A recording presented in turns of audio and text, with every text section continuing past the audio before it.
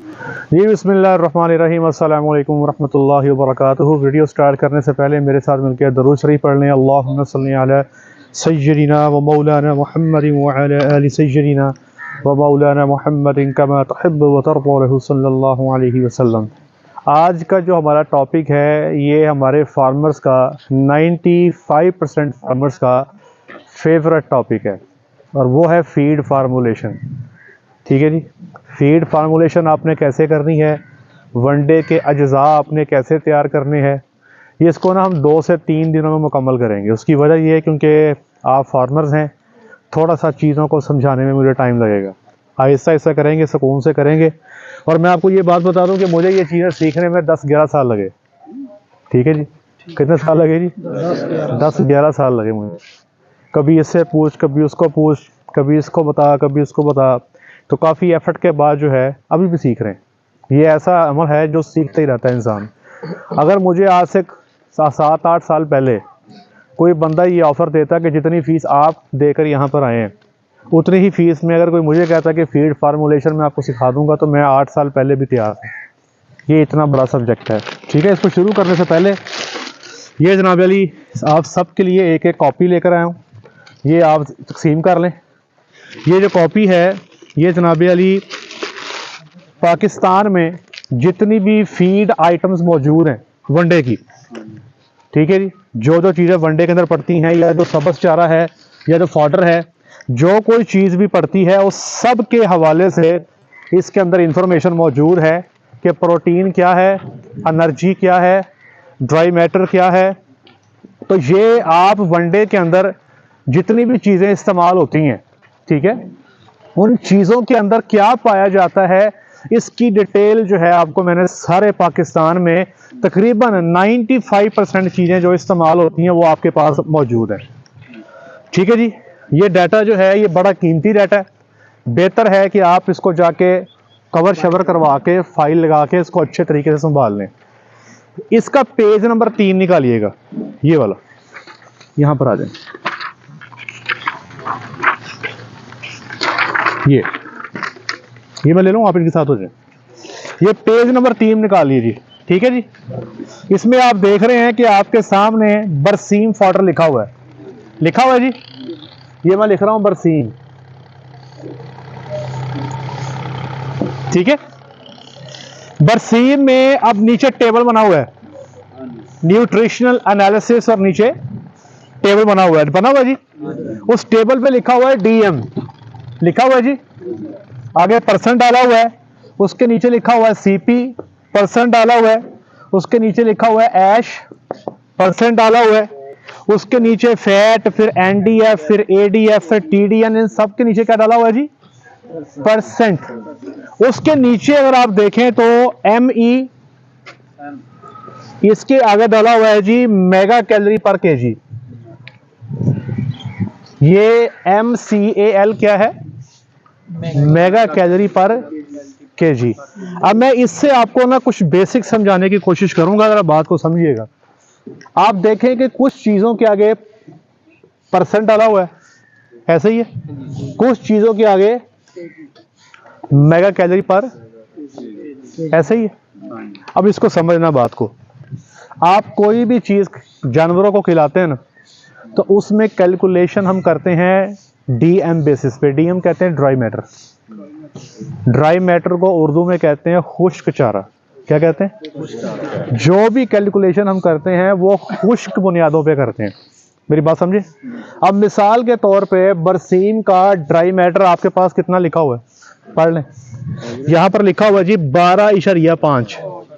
ٹھیک ہے جی، اس کے آگے اگر آپ دیکھیں تو منیمم بھی لکھا ہوا ہے اور میکسیمم بھی لکھا ہوا ہے۔ Minimum 8.4، maximum 25.7۔ آپ میں سے زمیندار لوگ ہیں، آپ کو پتا ہے کہ جو پہلا کٹ ہوتا ہے اس میں پانی زیادہ ہوتا ہے، اور جو آخری کٹ ہوتے ہیں اس میں پانی کم ہو جاتا ہے۔ تو آخری کٹس میں عمومی طور پہ 24-25% تک ڈرائی میٹر آ جاتا ہے، اور جو شروع والے کٹ ہیں اس میں تقریباً 10 سے 12% تک ڈرائی میٹر ہوتا ہے۔ یہ آپ لیبارٹری سے ٹیسٹ بھی کروا سکتے ہیں۔ کوئی چیز ایسی جو مثال کے طور پہ آپ ون ڈے میں ڈالنا چاہتے ہو، اس کتاب میں آپ کو نہیں ملتی، تو میں آپ کو بندے کا نمبر دوں گا، ایک میں نے نمبر آپ کو ویکسین کا بھی دینا، مجھے یاد کروائیے گا کہ کہاں سے ملے گی۔ تو ایک آپ کو لیب کا نمبر دے دوں گا, کوئی بھی سیمپل کروانا ہو لیب میں سیمپل بھیج دو, وہ آپ کو ساری کیلکولیشن کر کے دے دے گا, اس میں ڈرائی میٹر کتنا ہے, پروٹین کتنی ہے, انرجی کتنی ہے, تو یہ سارا کچھ آپ کروا سکتے ہیں. اب کوئی بھی چیز جو آپ جانور کو ڈالتے ہیں اس کو ہم ڈی ایم بیسس پہ چیک کرتے ہیں, ڈرائی میٹر بیسس, ٹھیک ہے. اب آپ بتا رہے ہیں کہ برسیم کا ڈرائی میٹر ہے 12%, یہی لکھا ہوا ہے, میری بات سمجھے. اس کا مطلب یہ ہے کہ اگر میں جانور کو 1 کلو برسیم دیتا ہوں تو مجھے اس میں سے خشک مادہ کتنا ملے گا, 1 کلو کا 12% کتنا ہوا, 120 گرام, 1200 نہیں 120 گرام. اب آپ بتا رہے ہیں کہ 1 کلو کا 12% کتنا ہوا, 120 گرام. ٹھیک ہے جی, سمپل ہے. اب اس 120 گرام میں جانور کو جو کچھ بھی ہے اس 120 گرام سے ملنا ہے. اس کے اوپر جو 880 گرام ہے وہ کیا, پانی ہے. وہ کیا ہے, پانی. وہ جسم میں جائے گا, گردوں سے فلٹر ہو جائے گا. اسی طرح جو بھی چارہ آپ ڈالتے ہیں, مکئی کا سائلیج ہے وہ آپ کے پیچھے پڑا ہے, اس کا ڈرائی میٹر ہے 30%. اگر آپ 1 کلو دیتے ہو نا تو اس میں سے 300 گرام ڈرائی میٹر ہے اور 700 گرام کیا ہے, پانی ہے.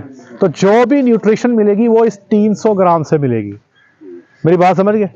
اب مثال کے طور پہ آپ نے فیصلہ کر لیا کہ آپ کے پاس 1 کلو برسیم ہے, اس 1 کلو برسیم میں 120 گرام آپ کے پاس کیا ہے جی, ڈرائی میٹر آ گیا.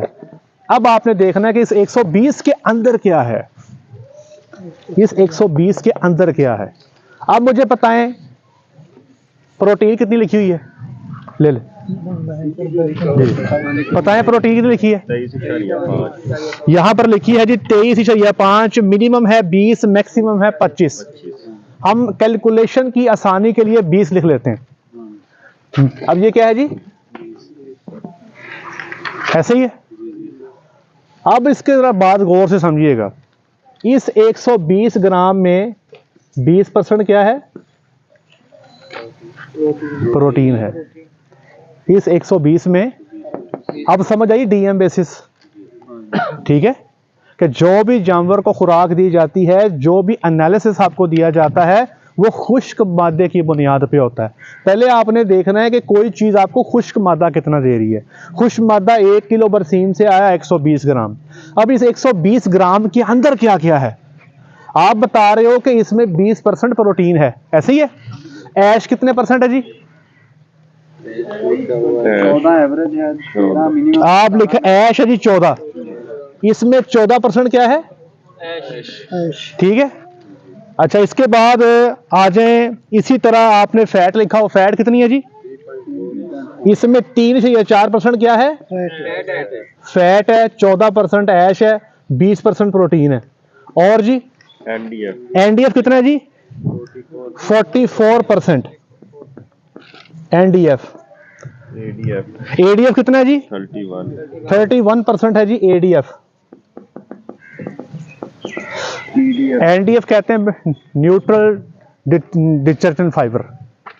یہ تھوڑا سا ٹیکنیکل ہو جائے گا, آپ اس کو بس فائبر یاد رکھیں کہ فائبر کی 2 اقسام آپ نے میجر پڑھنی ہے, ایک این ڈی ایف ہے اور ایک اے ڈی ایف ہے. بس اس کو آپ فائبر کے طور پہ یاد رکھیں, آپ کے لیے اتنا ہی کافی ہے. اسی طرح آگے کیا ہے جی, T D N. T D N کتنا ہے جی, 63% جی, اس کے اندر این ڈی ایف ہے. ٹوٹل ڈائجسٹیبل نیوٹرینٹس ہیں کتنے جی, جو ڈرائی میٹر آپ کو دیا گیا ہے اس کا 63% جو ہے وہ ڈائجسٹ ہو سکتا ہے, ٹوٹل ڈائجسٹیبل ہے. ٹھیک ہے جی. آگے کیا لکھا ہوا ہے جی, ہاں جی ایم ای کتنا ہے جی, 2.3. اب اس بات کو سمجھیے گا, بلکہ میں ایم ای پہ بعد پہ آتا ہوں, پہلے اس کو کلیئر کر لیں, ٹھیک ہے. اب آپ کہہ رہے ہیں کہ 20% کیا ہے, پروٹین ہے. کتنا گرام ہے, 120 گرام ہے. 20 ضرب 120/100, ٹھیک ہے.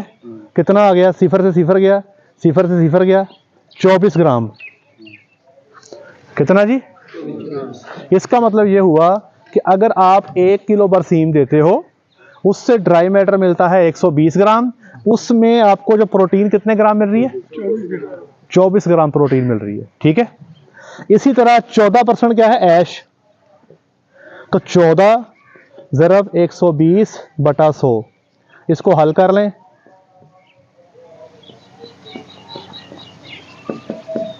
یہ تقریباً آپ کا آ جائے گا جی 16 کچھ گرام بن جائے گا. تو کتنے ایش مل گئی آپ کو؟ تقریباً 3.4% کیا ہے جی؟ فیٹ ہے. تو 3.4 ٹوٹل کتنی تھی؟ 120. 100 پہ تقسیم کر دیں. اس کو حل کر لیں تو یہ کیا ہوگی؟ فیٹ. اسی طرح NDF, اسی طرح ADF اور اسی طرح TDN. تو آپ کو سمجھ آ گئی کہ جو بھی آپ کو ویلیو دی گئی ہے وہ ویلیو جو ہے وہ ڈرائی میٹر کی بنیاد پہ دی گئی ہے.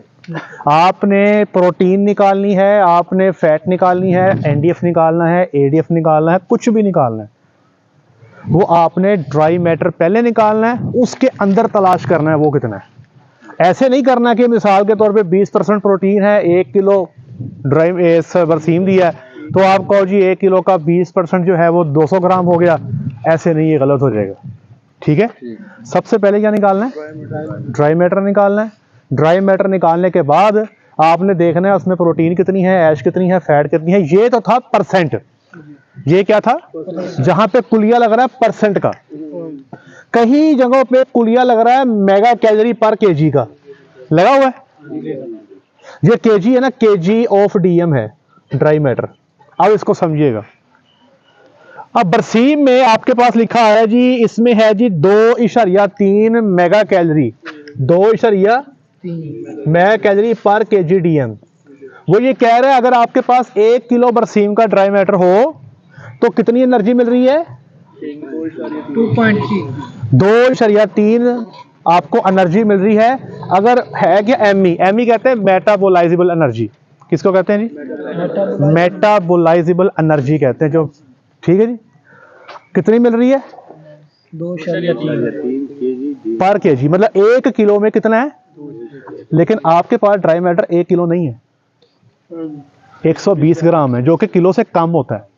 اس کا مطلب یہ ہوا کہ آپ کیا کریں گے, اس 120 کو 2.3 پہ تقسیم کر دیں گے تو آپ کے پاس ویلیو آ جائے گی. یا اس کا اور آسان حل کر دیتا ہوں کہ آپ کو سمجھنے میں آسانی ہو جائے گی کہ اگر برسیم جو ہے آپ کے پاس تقریباً 8 کلو ہو, آپ جانور کو 8 کلو برسیم دیں تو 12% کے حساب سے اس 8 کا 960 گرام ہو گیا. اگر آپ 8 کلو برسیم دیں تو 960 گرام ڈرائی میٹر ملے گا, تقریباً کلو ہی ہو گیا نا. اب اس میں آپ کو 2.3 کلو گرام پر ڈرائی میٹر انرجی ملے گی. آپ سمجھ گئے؟ اب مثال کے طور پہ اگر برسیم آپ 16 کلو کر دو, ٹھیک ہے, تو یہ جناب تقریباً آپ کا 1900 گرام ہو جائے گا. تو یہ تقریباً ڈبل ہو جائے گا, یہ تقریباً 4.6 ہو جائے گا. تو آپ نے یہ دیکھنا ہے کہ جو چیز آپ کیلکولیٹ کر رہے ہو پہلے آپ نے یہ دیکھنا ہے اس کا کہ یونٹ کیا ہے. کیا اس کو پرسنٹ میں کیلکولیٹ کر رہے ہو یا اس کو میگا کیلری پر kg ڈرائی میٹر میں کر رہے ہو. اچھا, کچھ جگہوں پہ آپ کو نا یہ کلو کیلری ملے گا. کیا ملے گا؟ کلو کیلری. اگر آپ کلو کیلری کریں نا, یہ کلو calorie per kg of dry metre, تو یہ 2.3 جو ہے یہ 2300 ہو جائے گا. کیا ہو جائے گا؟ سمپل ہے, وہ یونٹ ہے. تو جس یونٹ میں بھی آپ کرنا چاہیں, آپ میگا کیلری میں کرنا چاہیں, آپ کلو کیلری میں کرنا چاہیں, تو ایک میجر بات کی سمجھ آ گئی کہ جب بھی کوئی چیز آپ اٹھاتے ہو, ونڈا ہے, سائلج ہے, برسیم ہے, توڑی ہے, آپ نے اس کے اندر کچھ بھی پایا جاتا ہے پہلے اس کا ڈرائی میٹر نکالنا, پھر آپ نے اگلی کہانی شروع کرنی ہے. یہ بات سمجھ آ گئی؟ جو بھی ہوگا ڈرائی میٹر کے اندر ہوگا پانی کا, اس سے کوئی تعلق نہیں. یہ بات سمجھ آ گئی؟ جہاں پر آپ کو دقت کا سامنا ہو, کوئی چیز پریشان کر رہی ہو, مجھے بتا دیجیے گا. میں کوشش کر رہا ہوں بڑے آسان سے الفاظ میں آپ کو سمجھا دوں. ٹھیک ہے جی. اب ذرا بات کو سمجھیے گا آگے. خوراک کے نا جی جو میجر حصے ہیں وہ کون کون سے ہیں؟ خوراک میں ایک ہے فوریج اور ایک ہے ونڈا جس کو کنسنٹریٹ کہتے ہیں. یہ دو ہی مین حصے ہیں خوراک میں, दो मेन हिस्से हैं, एक है फॉरेज, दूसरा क्या है वंडा। फॉरेज के अंदर आपकी तूड़ी भी है, आपका साइलेज भी है, आपके पट्ठे भी हैं, ये सारे फॉरेज के अंदर आते हैं। वनडे को तो आप सारे ही जानते हैं। जानवर को जब खुराक दी जाती है ना, तो उसके दो बेसिक हिस्से हैं, एक है फॉरेज और एक है वंडा। ये फैसला हमने न्यूट्रिशनिस्ट ने करना है कि खुराक का कितने फीसद फॉरेज होगा, कितने फीसद वंडा होगा। कभी कभार हम इसको 50-50 लेके चलते हैं, कभी कभार इसको हम 40-60 लेके चलते हैं, कभी कभार फॉरेज को हम 70 और वनडे को 30 कर देते हैं। ये जानवरों के दूध के एतबार से, जानवरों की डिफरेंट सिचुएशंस जो हैं, क्या वो दूध देने वाला जानवर है, क्या वो खुश्क है, क्या वो वच्छी है, ये हम उसके ऊपर फैसला करते हैं। क्या वो फैटनिंग वाला जानवर है, ये हम उस पर फैसला करते हैं कि हमने फॉरेज कितना देना और वंडा कितना देना। मेरी बात समझ गए? ये ओके हो गया।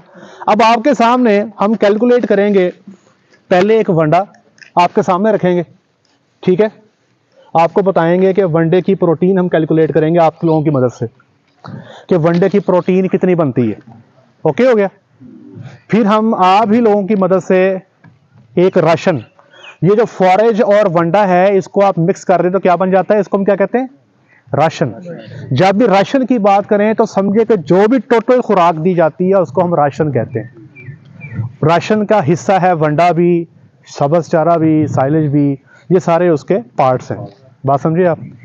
अब मिसाल के तौर पे एक वनडे का फार्मूला आपके सामने लिखने जा रहा हूं, वैसे ही कि मिसाल के तौर पे कैनोला है, कैनोला मील 20 किलो, मिसाल के तौर पे कह रहा हूं। सरसों मील है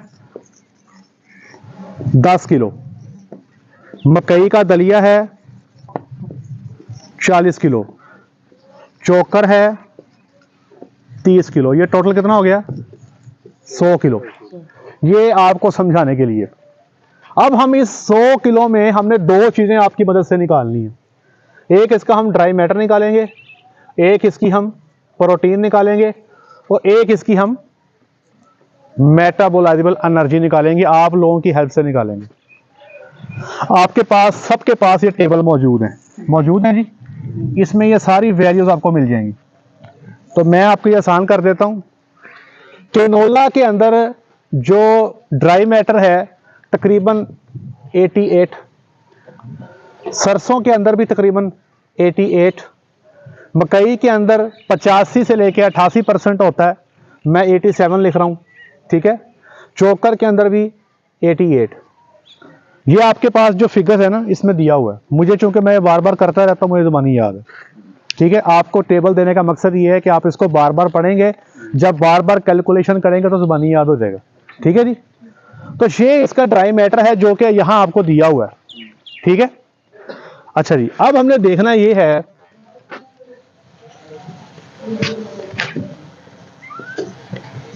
अवेलेबल ड्राई मैटर, ये समझिएगा। अब देखें हमारे पास 20 किलो कैनोला है, ठीक है, 88% ड्राई मैटर है, ऐसे ही है। अब इसमें हमें कितना ड्राई मैटर मिला, सिंपल, इसको इससे ज़रब दें और 100 पे तकसीम कर दें। 20 ज़रब 88 बटा कितना आ गया, करेंगे जल्दी, 20 ज़रब 88 कितना, 20 ज़रब 88 तकसीम 100, तकसीम 100 कितना हो गया जी, 176। ये 17/6 होगा जी, ठीक है जी। ये 17.6 किलो, आपको 20 किलो कैनोला से ड्राई मैटर कितना मिला, ठीक हो गया। 10 किलो सरसों मील है, ड्राई मैटर 88 है, ठीक है, 8 किलो हो गया, आसान ही है ये तो। इसी तरह 40 किलो मकई है, 87% ड्राई मैटर है, 40 ज़रब 87 बटा 100 कितना हो गया जी, इसको कीजिएगा 40 मल्टीप्लाई बाई 87 डिवाइड बाई 100 कितना हो गया जी, 34.8 तकरीबन 34.35 किलो ड्राई मैटर आपको कहां से मिल गया, मकई से।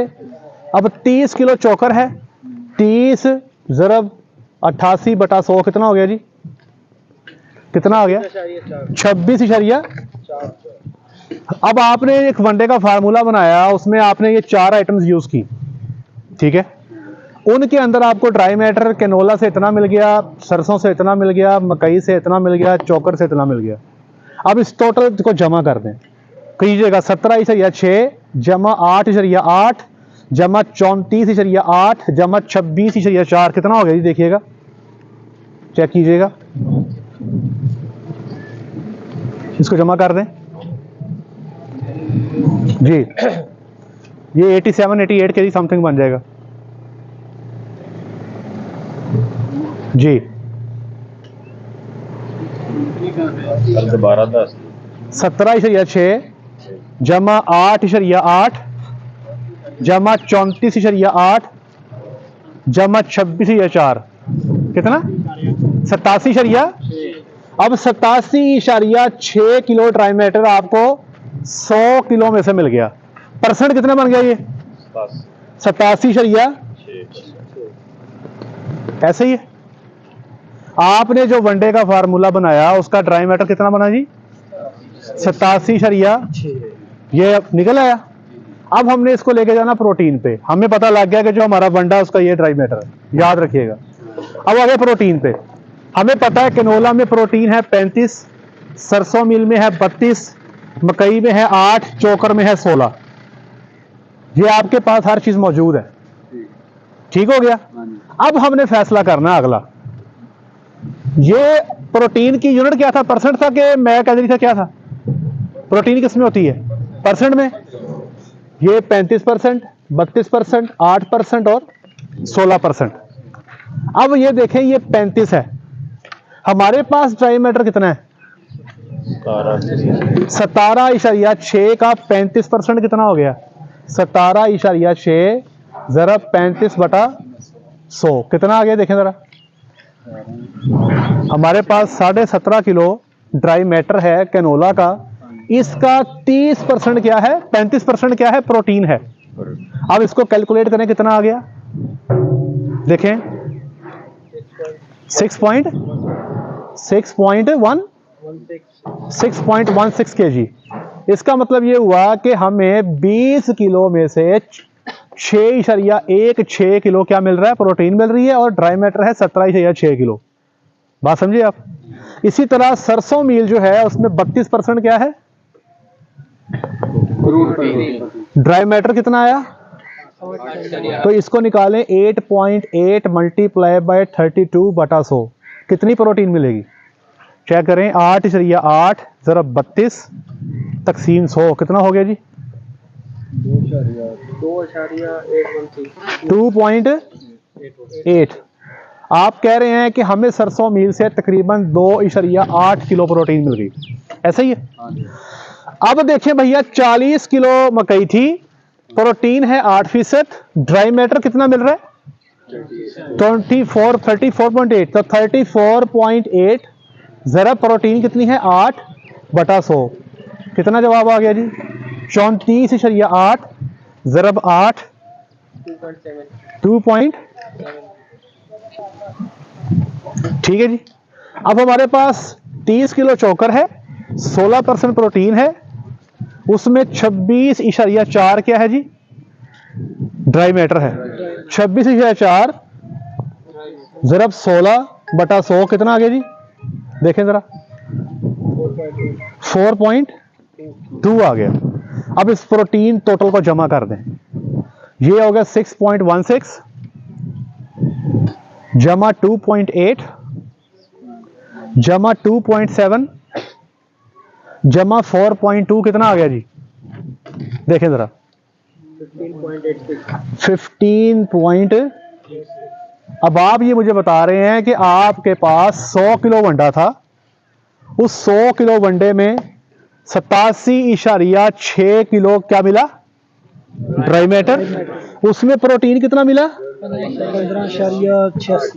اب آپ پوچھتے ہیں کہ ونڈے کی پروٹین کتنی ہے, لوگ یہ پوچھتے ہیں. اب میں آپ بتائیں ونڈے کی پروٹین کتنی ہے بتائیں. نہیں,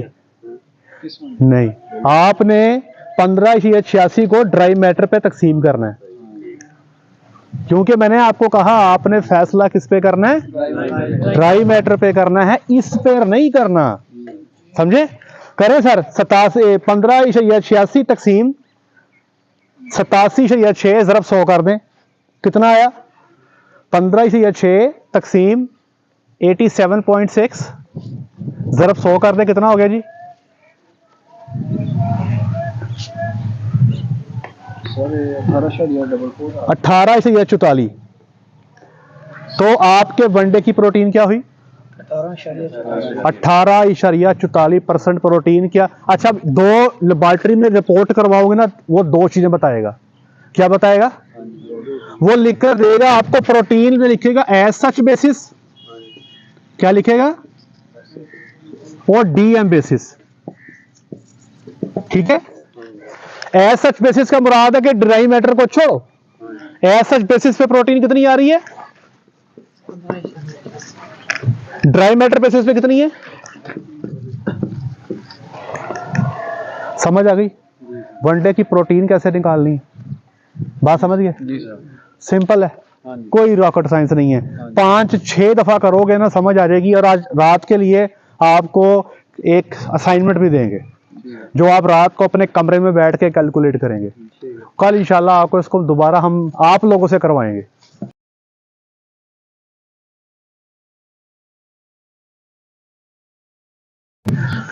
ले जी, हमने एक पूरा राशन बनाया जिसकी प्रोटीन कितनी आई जी? जिसमें हमारे पास 30 किलो साइलेज है, 10 किलो वंडा है, 2 किलो तूड़ी है, 1 किलो सप्लीमेंट्स हैं। तो हमारी प्रोटीन कितनी आ रही है? हमारे जानवर को कितनी चाहिए? तो जब फार्मर हमसे बात करता है ना कि डॉक्टर साहब जानवर को 14% प्रोटीन वाला वंडा चाहिए या 16 या 18, मेरे भाई ये फैसला तब होगा जब मुझे ये पता होगा कि आपके पास सब्ज़ चारे की नोयत क्या है।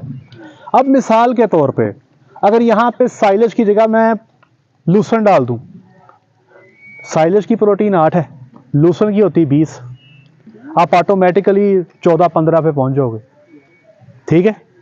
अब हमने ये देखना है कि जो प्रोटीन आपको किताबों में मिलती है ना कि जानवर को कितनी प्रोटीन चाहिए, वो 13, 14, 15 जितनी भी चाहिए, वो पूरे राशन की प्रोटीन होती है, पूरे राशन की होती है, वो अकेले वनडे की नहीं होती। अकेले वनडे की प्रोटीन तो हमारी है 18 या 7। अब आप कहेंगे 14 चाहिए, हम तो माशाल्लाह ऊपर जा रहे हैं। नहीं, आपके पूरे राशन की प्रोटीन 11 या 5 आ रही है। अब मिसाल के तौर पे एक जानवर है 600 किलो का, ठीक है? उसको कितनी प्रोटीन चाहिए? इसको 14% प्रोटीन चाहिए, ऐसे ही है। हमने बताया आपको 600 किलो वाले जानवर को मैंने 3 या 5% क्या दिया? ड्राई मैटर पे, ठीक है? 600 का 3.5% ड्राई मैटर, मैं कहता हूं मिसाल लगाएं 20 बन गया मिसाल के तौर पे, वैसे 19.5 बनता है, आप आसानी के लिए 20 कर लें कि हमें जानवर को 20 किलो देना है। 20 किलो का 14% कितना बना? 2.8। कितना? आपका कितना बन रहा है? 2. इसका मतलब ये हुआ कि आप आधा किलो प्रोटीन जानवर को कम दे रहे हो। समझ लगी बात की? अब आपने ये देखना है कि ये प्रोटीन अब आप कैसे पूरी करते हैं। इसके इसी वक्त इसी मिसाल को समझ लें। मैं कहता हूं जी ये प्रोटीन मेरी 18 से या 7 से 23 पे चली गई। कहां पे चली गई? 23 पे। मैंने वंडा थोड़ा सा दिमाग लड़ाया कि नहीं यार मेरी तो प्रोटीन ही पूरी हो रही, मैं इसको 23 कर देता हूं। तो ये 23 को यहां पर 23 करें, जरा हिसाब लगाएं कितना हो गया? 8 या 75 ज़रब 23 तकसीम 100 कितना हो गया जी? तकसीम 100 कितना आ गया? 2.01। अब जमा कर दें, 2.01 जमा इशारिया 7 जमा इशारिया 05 कितना हो गया? कितना हो गया? 2. अब देखें चाहिए कितनी थी? 2.7 से पूरी हो गई। अब ये परसेंट चेक करो कितना हो गया? 2.76 ज़रब 100 बटा 20.45 कितना हो गया? 2.76 ज़रब 100 बटा 20.45 कितना हो गया? 20 हाँ जी 13.43 4 13.49 हो गया, हाँ जी, तकरीबन लागे लागे पहुंच गए। हाँ जी, अब ज़्यादा फ़र्क ख़त्म हो गया ना, हाँ जी, बात समझे। जी, इसलिए भाई इसके ऊपर हम फैसला करते हैं कि हमको कितनी प्रोटीन का वंडा चाहिए। जब हमारे पास लूसन बरसीम होता है ना, खुराक में हम लूसन बरसीम दे सकते हैं, तो उनकी चूंकि प्रोटीन ज़्यादा होती है तो कम प्रोटीन का वंडा भी चलेगा, रिक्वायरमेंट पूरी हो जाएगी सब्ज़ चारे से।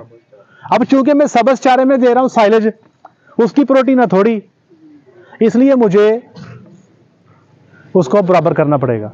ये सिर्फ एक पॉइंट है, फीड फार्मूलेशन का सिर्फ एक पॉइंट है प्रोटीन। इसी तरह आपने स्टार्च भी बैलेंस करनी होती है, आपने एनडीएफ भी बैलेंस करना होता है, आपने एडीएफ भी बैलेंस करना होता है, टीडीएन भी देखने होते हैं, आपने एनर्जी भी देखनी है, आपने फैट भी देखनी होती है, आपने शुगर भी देखनी होती है। इस तरह करके ये बड़ा लंबा चौड़ा सब्जेक्ट बन जाता है। कैलकुलेशन का तरीका यही है। अब आपको चूंकि मैंने ये पेपर दे दिया, इसको देखिएगा, लिस्ट बना ले कितनी आइटम्स है जिनकी प्रोटीन 25 या 30 से ऊपर है, उनकी लिस्ट बना ले, पता लग जाएगा कि ये आइटम्स हैं इनकी प्रोटीन ज़्यादा है। अगर मैंने कभी प्रोटीन बढ़ानी है तो मैं इनसे हेल्प लूँगा। अब मिसाल के तौर पे मैंने ये प्रोटीन 23 पे ले गया, ज़ाहिर बात है मुझे कैनोला बढ़ाना पड़ेगा, उसकी प्रोटीन अच्छी है, या मुझे सोयाबीन डालनी पड़ेगी। अब चोकर डाल के तो नहीं बढ़ेगी ना, क्योंकि चोकर की तो पहले 16 है। अगर मैं चोकर डाल दूंगा तो 18 या 7 से भी नीचे आ जाऊंगा। तो आपने इसमें देखना है कि आपको पता होना चाहिए कि कौन सी आइटम जो है वो प्रोटीन देती है, कौन सी आइटम फैट देती है, कौन सी आइटम एनर्जी देती है।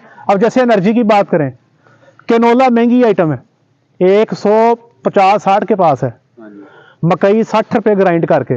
अब मकई आपको एनर्जी दे रही है 3.2, कैनोला दे रहा है 2.7। इसका मतलब हुआ कि एनर्जी जो ME है, मेटाबोलाइट एनर्जी, वो मकई आपको कैनोला से ज्यादा दे रही है, लेकिन प्रोटीन कैनोला मकई से ज्यादा दे रहा है। तो ये जैसे आप चीजों को याद करेंगे ना, आपको याद होना चाहिए प्रोटीन के सोर्स कौन से हैं, फैट के सोर्स कौन से हैं, स्टार्च के सोर्स कौन से हैं, शुगर के सोर्स कौन से हैं, एनर्जी के सोर्स कौन से हैं। तो ये आपको ना बार बार कैलकुलेशन करके को आपका महीना टका के इस पे लगेगा, फिर आपके हाथ में रवानी आएगी। ठीक है जी।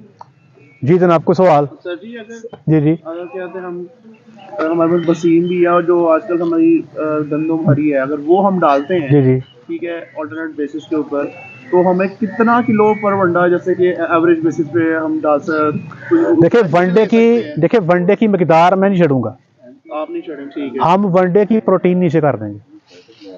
जैसे ये 10 किलो वंडा है ना, ठीक है, प्रोटीन 23 दे रहा है, ठीक है, पहले 10 किलो वंडा प्रोटीन 18.7 दे रहा था। 18.7 वाला वंडा सस्ता बनेगा, 23% प्रोटीन वाला वंडा महंगा बनेगा। यहाँ पे हम खुराक में अपने पैसे को एडजस्ट करते हैं। जो लोग ये समझते हैं ना कि मैं लूसन की ए डाल के या पर्सन लूसन डाल के वंडा कम कर दूंगा, कम ना करें, उसकी प्रोटीन कम कर दें, सस्ता बन जाएगा। डालना उतना ही है जो उसको चाहिए। जो मैंने आपको बताया कि दूध वाले जानवर को 50% वंडा 50% फॉरेज बताया था ना पहले, वो फार्मूला वही रखना है। ठीक हो गया जी। जी आप कुछ पूछ रहे? सर मैं ते गल पूछो, अब जेड़ा साइलेज है इनकी प्रोटीन है 8 है ते बरसेम दी ते दूसरे लूसन दी ज्यादा है, ते जेड़ी मकई है यानी कि वैसे आप कुतर के पाने हैं उनकी थोड़ी होंदी है नाल। जो मकई आप कुतर के डालते हैं ना, अगर तो मकई का तो ना बात समझिएगा, एक होता है गाचा, एक होती है पकावी मक्की। पकावी मक्की और गाचे दोनों की प्रोटीन तकरीबन सेम होती है, फर्क लगता है दाने से स्टार्च का। स्टार्च जो है अगर दाना होगा मकई के अंदर तो स्टार्च होती है 25% से ऊपर।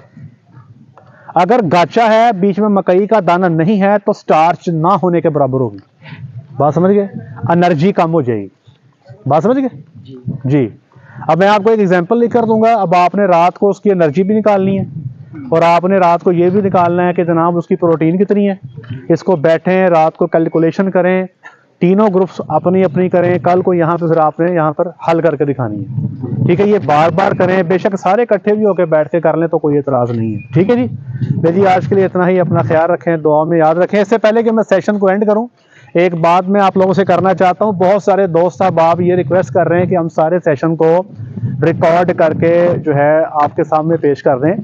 बेसिकली डेली हमारे 5.5 से 6 घंटे होते हैं, तो 5.5-6 घंटे का सेशन जो है वो रिकॉर्ड करना पॉसिबल नहीं है। ये भाईजान जो रिकॉर्ड कर रहे हैं, ये जब रिकॉर्ड कर रहे होते हैं तो इनकी तवज्जो है वो सेशन पे भी नहीं रहती है। हमारे पास कोई इजाफी बंदा भी नहीं है जो हमारा कैमरा पकड़े, इसलिए जो थोड़ा बहुत हमसे हो सकता है वो हम आपके साथ शेयर कर देते हैं। आज के लिए इतना ही। अपना ख्याल रखें, दुआ में याद रखें, 5 वक्त की नमाज बाजमात अदा करें। अस्सलामु अलैकुम।